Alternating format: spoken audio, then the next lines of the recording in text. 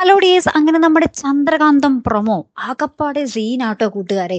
ഒരു രക്ഷയില്ല. കാരണം എന്ന് വെച്ചാൽ നമ്മുടെ വല്യമ്മ ഭയങ്കര വാശിയിലാണ് നന്ദയുമായിട്ട് ഇനി ഒരു കോണ്ടാക്ട് ഉണ്ടാകില്ല എന്ന്. നമ്മുടെ നന്ദുമോനാണെങ്കിലും നമ്മുടെ ഗൗരിമോളും ഡോക്ടർ ആൻറ്റി എന്ന് വെച്ചാൽ ജീവനുമാണ് അല്ലേ. അപ്പൊ നമ്മുടെ വല്യമ്മ രണ്ടും കൽപ്പിച്ച് നന്ദുവിൻ്റെ ആ ഒരു ഫോണൊക്കെ മേടിച്ച് അതിൽ നിന്നും നമ്പറൊക്കെ ഡിലീറ്റ് ചെയ്യാൻ ശ്രമിക്കുക. അപ്പൊ പാവം നന്ദുമോൻ നമ്മുടെ വല്യമ്മയുടെ പുറകെ ഓടുവാട്ടോ. വല്യമ്മ വേണ്ട വേണ്ട എന്നൊക്കെ പറഞ്ഞിട്ട്. പക്ഷെ നമ്മുടെ വല്യമ്മ അതൊന്നും കേൾക്കാതെ സ്റ്റെപ്പ് കയറി അങ്ങോട്ട് പോകുക. അപ്പൊ നന്ദുമോനും പുറകെ സ്റ്റെപ്പ് കയറി പോകുന്നുണ്ട്. പിന്നെ സ്റ്റെപ്പിൽ നിന്ന് പിടിയും വലിയും ബഹളവും. അപ്പൊ നമ്മുടെ ഗൗതവും പിങ്കി ഇത് കണ്ടു നിൽക്കുന്നുണ്ട്. അപ്പൊ നമ്മുടെ ഗൗതം പറയുന്നുണ്ട്, ഓ സ്റ്റെയർ കേസിൽ നിന്നാണോ രണ്ടും കൂടി തല്ലു പിടിക്കുന്നത്, ഇങ്ങോട്ട് ഇറങ്ങുന്നൊക്കെ പറയുന്നുണ്ട്.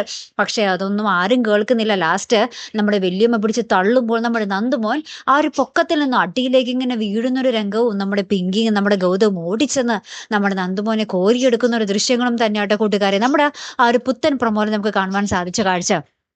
അപ്പൊ ഇനി എന്തായിരിക്കും സംഭവിക്കാൻ പോകുന്നതല്ലേ?